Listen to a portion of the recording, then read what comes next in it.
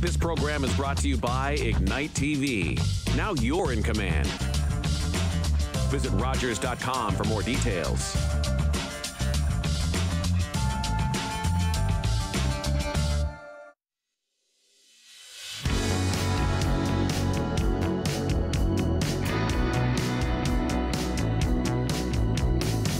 Hello and welcome to HealthLink, a program connecting home, community, and healthcare. My name is Carol Merton, and I am delighted to welcome two guests to the program, Jordan Miller and Jennifer Kyle. And we would have had one additional person join us, Rob Lipset, but unfortunately Rob had to dedicate himself to another issue at the very last minute. So he's here in presence and mind, if not actually physically present. The reason I invited these guests to the program was I recently received information that really caught my attention. And I'll just briefly read what I read that triggered my interest. The Beef Farmers of Ontario recently released a statement of values on diversity, equity, and inclusion. That a major farm organization in Ontario, especially the BFO, has publicly made a statement about racism and discrimination is a huge sign of progress. And the current president of BFO is Rob Lipset, who farms near Annan. So that really was the trigger for me to say, I need to talk more about this. So I want to welcome both of you to the program and wondering if you can say a little more about yourselves. And then Jennifer has done an amazing job of letting me know what questions I should go through so that we can get the information out. So who'd like to go first? Go ahead, Jen. So I'm Jennifer Kyle, and I'm the Manager of Public Engagement at Beef Farmers of Ontario. And for my role at Beef Farmers, I look after predominantly our consumer engagement initiatives. So that's anything that we do to interact with the public. So at events like the Royal Winter Fair or at Canadian National Exhibition or any of those types of events, looking after the education pieces, education resources, and anything to do with sort of our promotion of beef as a food. So that's sort of what I do in my role with BFO. And then in addition to that, my husband and I, we do also farm. We're dairy, beef, and lamb farmers just south of Kitchener. Excellent. My name's Jordan Miller. I farm here with my family on Manitoulin Island, Western Manitoulin Island. And we have a large-scale commercial cow-calf herd here. We've been here for a few generations, and we're fortunate enough to be able to do this as a full-time job, which is fairly rare in the Ontario beef industry, unfortunately for many people who would love to make that jump. But I'm starting my second term on the board. So I'm starting my fourth year on the board with the Beef Farmers of Ontario. My first term I was a director at large, and the second term I've been voted in as the Northern Director representing producers from Northern Ontario. And I'm just trying to learn as much as I can about the industry and make a difference for our producers. Excellent. Thank you both. So I did a bit of homework, so obviously, and what really captured me was the phrasing, we support all members of our community in one of the releases. And certainly I encourage people to even look up your releases, because the way it's phrased is really, it says it very clearly for sure. So what prompted this? What actually caused the release of the Statement of Values on Diversity, Equity, and Inclusion? Well, first of all, I think all credit for the wording of the document goes to our staff.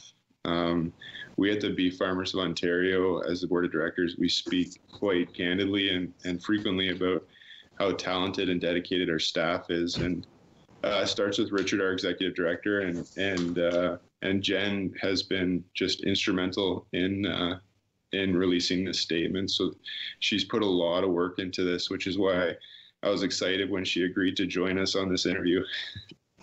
Excellent. the initial genesis of the statement, I was fairly moved last May by the incidents which are happening in the United States surrounding the George Floyd incident. Or I suppose I would sub in tragedy for incident. And I was a little bit surprised about the silence across the agricultural sectors on such a difficult issue to talk about, politically charged issue to talk about, but important issue to talk about. So it was too quick to bring it up at our May meeting. I think our meeting was only a week after what had happened. But one of my fellow board members, who was actually very new at the time, he's just starting his second year, his name's Joe Dickinson. He put something on social media about his experience when he was traveling with a young farmers program and when he experienced sort of this blatant racism. And he was one of the first people that I saw who put a statement out about it. Then shortly after, the National Farmers Union put out a statement about it, and then 4-H Canada put out a statement about it. But other than that, there was a lot of crickets from the agricultural sector. So Joe, I called Joe. Remember exactly where I was. I was in the tractor when I called him because I was a little bit anxious about making that first phone call. And I asked him what he thought we could do about it as an organization. And his enthusiasm was contagious. And his confidence in what we should do as the right thing to do was really, it really bolstered me bringing this forward at our following board meeting, which was in June. When I brought it forward at the following board meeting, the board was supportive, but the staff was, I don't want to overspeak, but they were elated. I got supportive messages from several staff members, Jennifer being one of them. And that's how I knew that as an organization, this would be something that we could try to chase, and we could try to accomplish, despite the fact that there seemed to be a lot of silence from the majority of agricultural commodity boards at the time. So, it took courage, right? It took courage to speak up, and it will take courage to put actions into words, because it's a significant issue. So tell me a little bit about what it took to make this conversation a priority. Jen, for you from the staff side, supporting the board as well, what did you have to do? Oh, well, I think I would echo Jordan in that from a staff perspective, to have one of our directors and two of our directors come forward with the idea was almost a relief. There were some conversations we'd had kind of unofficially at the staff level, but something like that's like it becomes an organizational statement of values. Definitely, it's much, much better, more authentic when it comes from those elected to the board of directors. So that for sure was an excellent starting point. From there, we just, the board, like Jordan said, the board was really supportive of it. So, we formed a bit of a subcommittee that could take it away from the board table and have a look at what does that look like for us? What types of things would we like to include in that? What topics would we want to address? And then from there, it was kind of a bit of a back and forth between that subgroup and the board directors, taking some drafts back and forth.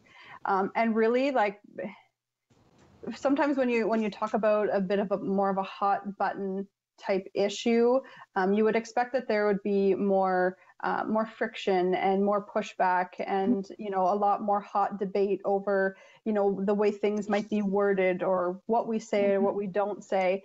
And surprisingly, and I don't know if Jordan maybe feels the same way or not, but for me, it felt like it really wasn't that hard. Once we started down that path, the board was really open, the staff was really open, the discussions were really good.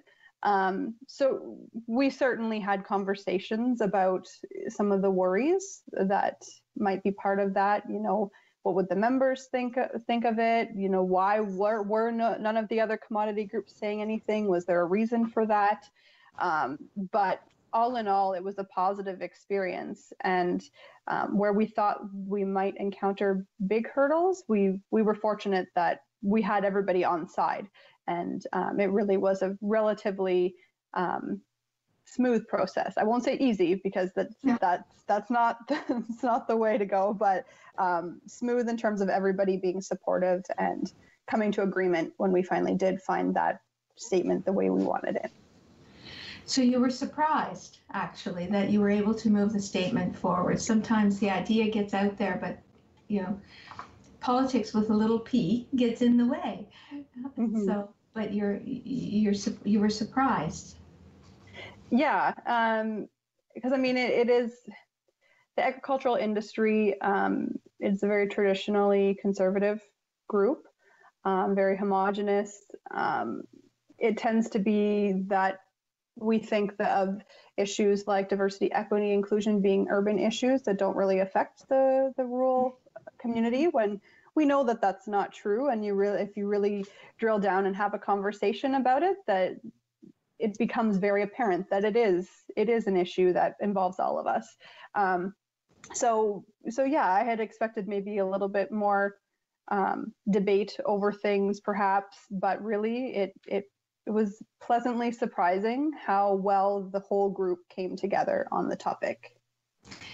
For me, when I read through your information, my first question was, how would that look? How does that racism and lack of inclusion in an agricultural industry, what would be the face of that would be different? And would the actions you take be different? So I'm wondering if we can talk about, you created the statement, obviously, of values and some of your key actions, but does it differ in how it appears in the agricultural industry? And tell me more about your actions, so it's not just words.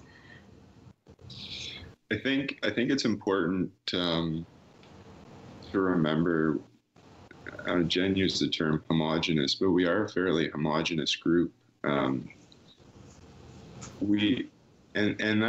speaks to more than just diversity, equity, and inclusion.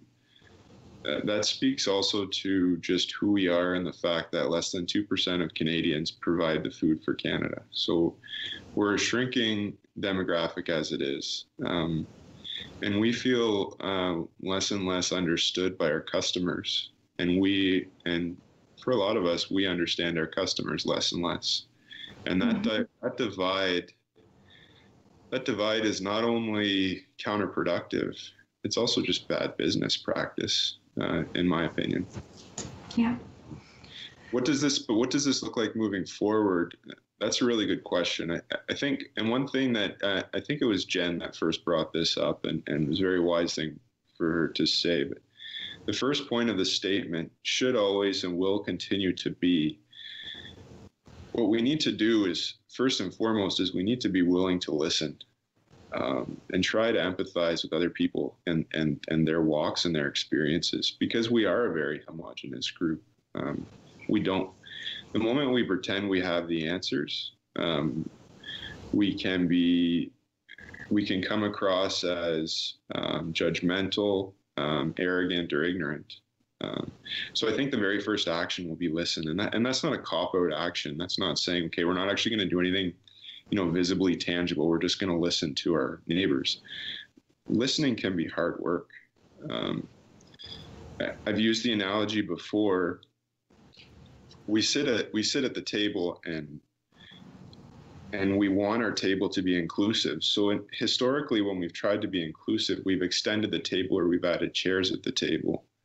For a lot of people, our table is uncomfortable. For some people, our table can even be painful. So we may need to change the way we sit at the table to begin with, and what our table looks like, as a little bit of an analogy as to how we can change the way that we do business to be more welcoming to people from all walks of life. Yeah. So our first most concrete action plan so far has been to try to listen, to put forward a bold statement which we can stand behind, and to commit to putting actions to that statement, which we're still ironing out those actions. I mean, honestly, we still have a long way to go. We've got a lot of fantastic ideas on the table. I was talking to Jen this morning about diversity, equity, and inclusion training for our board, as well as other people in the industry who are interested in taking it. The way that we hire outside companies and trying to utilize BIPOC companies for media, for catering at our events.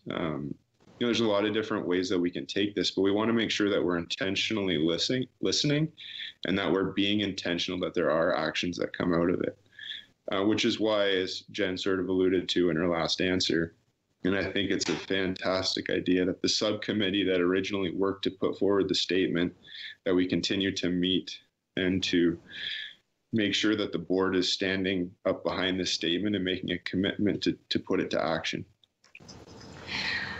So you're describing listening with intention because you want to understand. And when you understand, then you can act. Have I got that right? Yeah, exactly. I really like your analogy of the table. It's the first explanation that I've heard that makes me reflect on a lot of things, but it's practical. We all use tables, and yet it's so meaningful. So I thank you very much, because that is one that I will take with me for sure to use in other forums as well, if you don't mind. So Jen, actions. You've got a subcommittee, lots of ideas. So how do you even determine where do you go? What comes first? Maybe you could fill us in a little bit more. For sure. So I think, like Jordan mentioned in his last answer, one of the most important things for us is obviously to listen. We don't want to commit to an action that might have unintended consequences. So for example, I know that there's a lot of organizations that they start every meeting or every event with a land acknowledgement that, is intended to speak to our Indigenous communities. And those are great, but we didn't want to just start doing that without first having a conversation with members of that community to say, hey, what would be meaningful for us to do for you, or for us to say to you that would help in that, it would make them understand that we're thinking about them. We have them in our minds when we're making decisions, when we're deciding which political things we're going to lobby for example.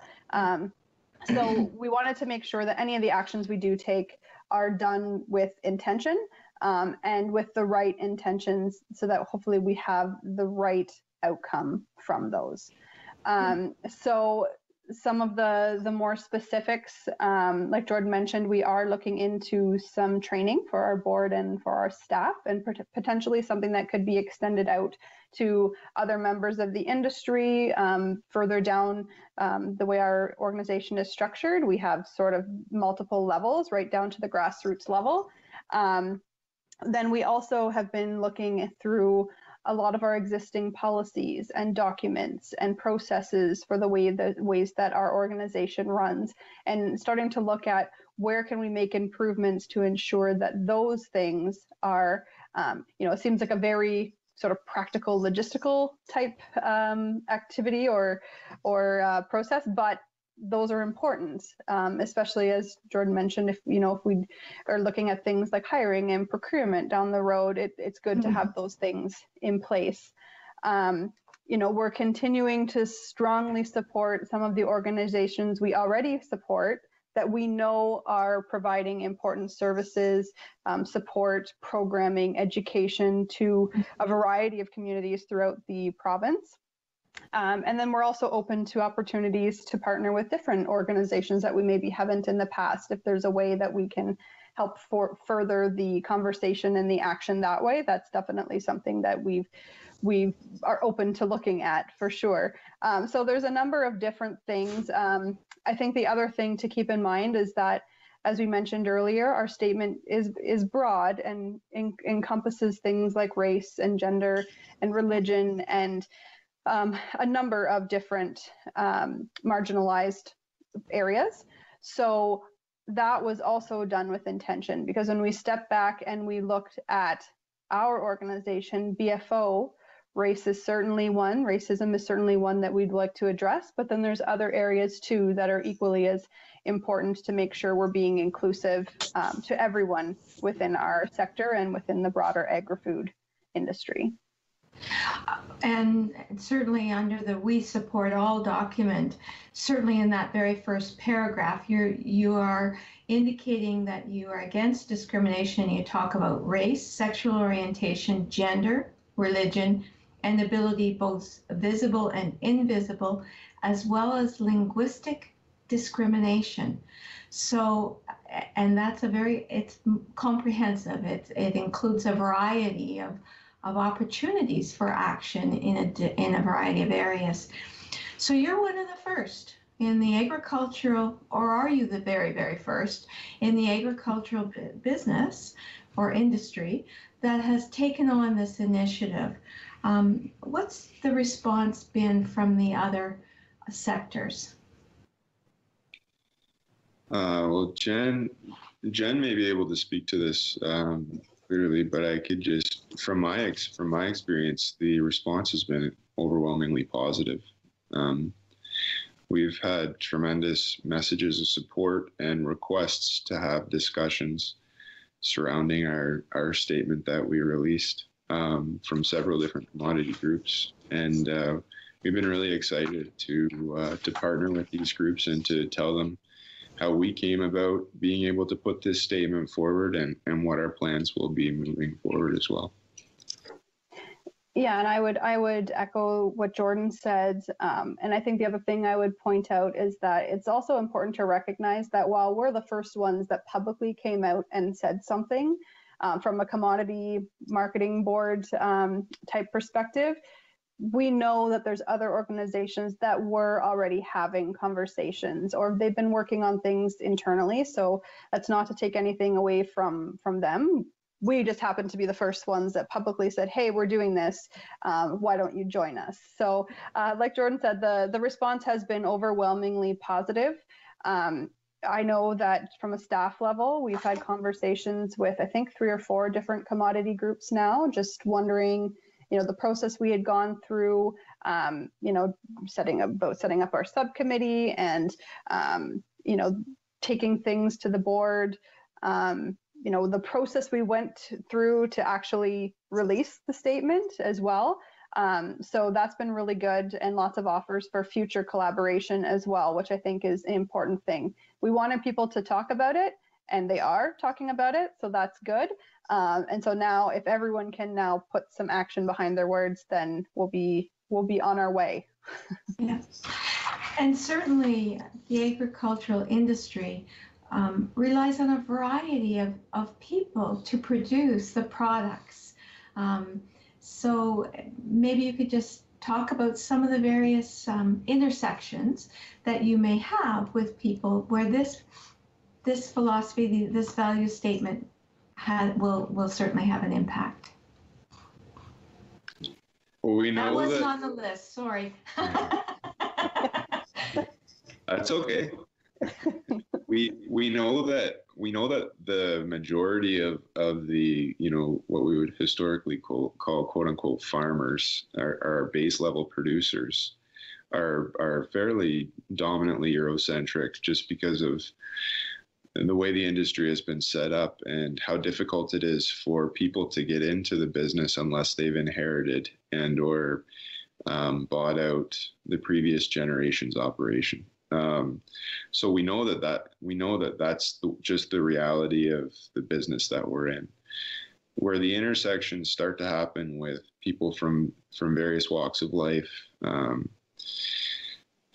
more at the processing and marketing level. the grocery, down to the grocery chains, and then most importantly, the reason why we're all here, our customers, who are part of the value chain, which we consistently forget to seem to talk about. Without our customers, we wouldn't be able to do what we do.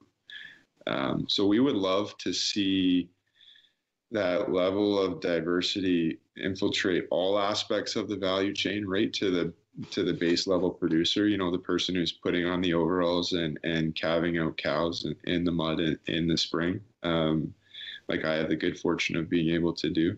We would love to have that opened up to be less, cisgendered, Eurocentric, all of those terms.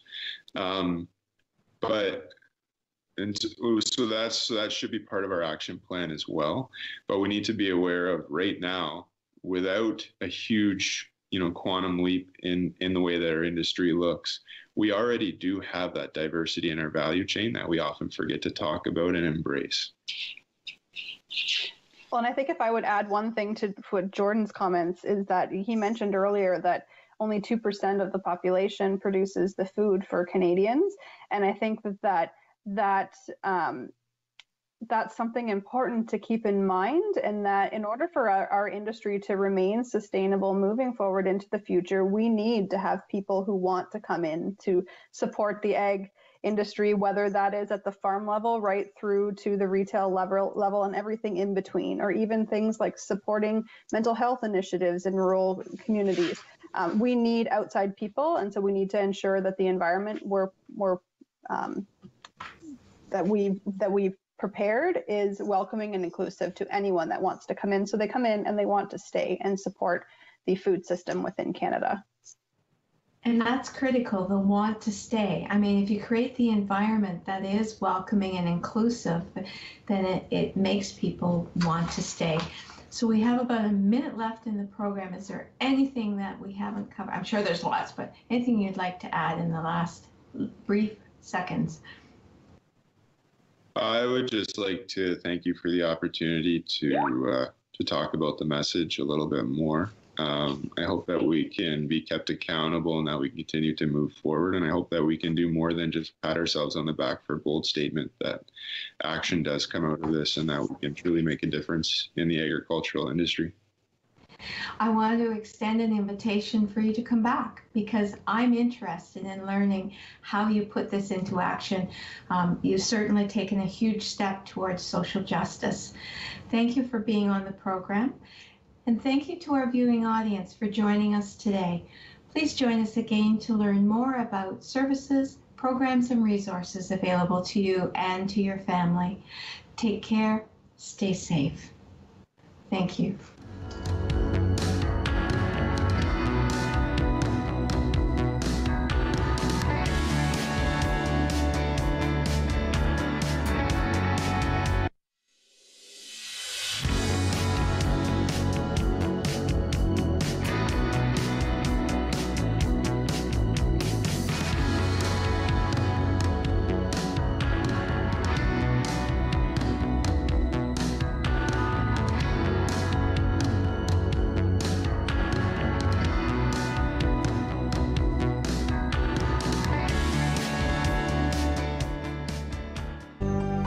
Call the Rogers TV viewer response line, email us, or connect with us on social media.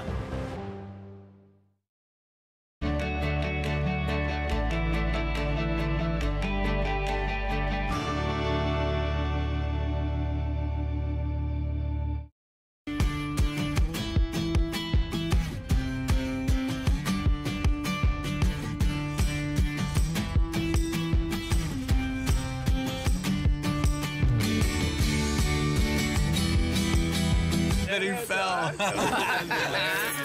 Whoa, I'm not driving. I'm way too stoned. How are you feeling, Veer? Oh, since we had that talk, I'm not driving tonight at all. What about you, Dave? You only had a couple of drinks.